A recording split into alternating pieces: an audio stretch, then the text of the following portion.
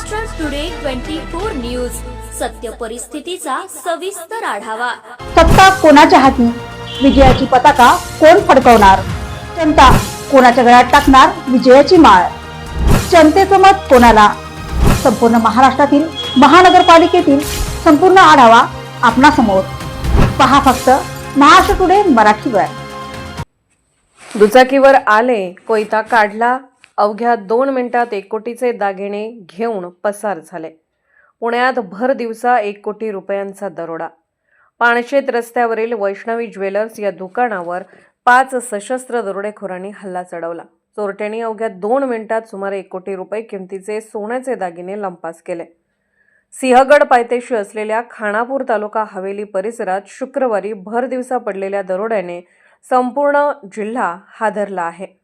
पानशेत रस्त्यावरील वैष्णवी ज्वेलर्स या दुकानावर 5 सशस्त्र दरोडेखोरांनी हल्ला चढवला। चोरट्यांनी अवघ्या 2 मिनिटात सुमारे 1 कोटी रुपये किमतीचे सोन्याचे दागिने लंपास केले। या घटनेने खडकवासला आणि सिंहगड भागात व्यापाऱ्यांच्या सुरक्षेचा प्रश्न पुन्हा एकदा ऐरणीवर आला आहे। मिळालेल्या माहितीनुसार शुक्रवारी दुपारी 12:30च्या सुमारास जेव्हा दुकानाचे मालक श्री बाबर, त्यांचा आजारी मुलगा आणि 2 महिला कर्मचारी दुकानात उपस्थित होते, तेव्हा 2 दुचाकीवरून 5 जण तिथे पोहोचले। या सर्वांनी तोंडाला रुमाल बांधलेले होते। दुकानात शिरताच दरोडेखोरांनी धारदार कोयते उपसले आणि उपस्थित सर्वांना ठार मारण्याची धमकी दिली।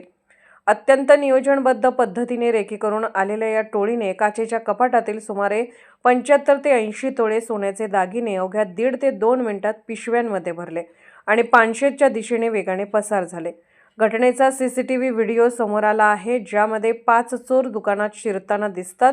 अतिशय वेगात त्यातील काही जण दुकानातील सोन्याचे दागिने पिशवीत भरायला सुरुवात करतात, तर एक जण मालक आणि दुकानातील कामगारांना हातातील हत्यार दाखवून धमकावताना दिसतो। घटनेची माहिती मिळताच पोलिसांनी घटनास्थळी धाव घेऊन सीसीटीव्ही फुटेज ताब्यात घेतली आहेत। दरोडेखोरांनी पळून जाण्यासाठी वापरलेल्या मार्गाचा तपास सुरू आहे। प्राथमिक अंदाजानुसार दरोडेखोरांनी या परिसराची गेल्या काही दिवसांपासून बारकाईने पाहणी केली असावी, कारण त्यांना दुकानातील गर्दीची वेळ, पळून जाण्याचा रस्ता नेमका माहिती होता।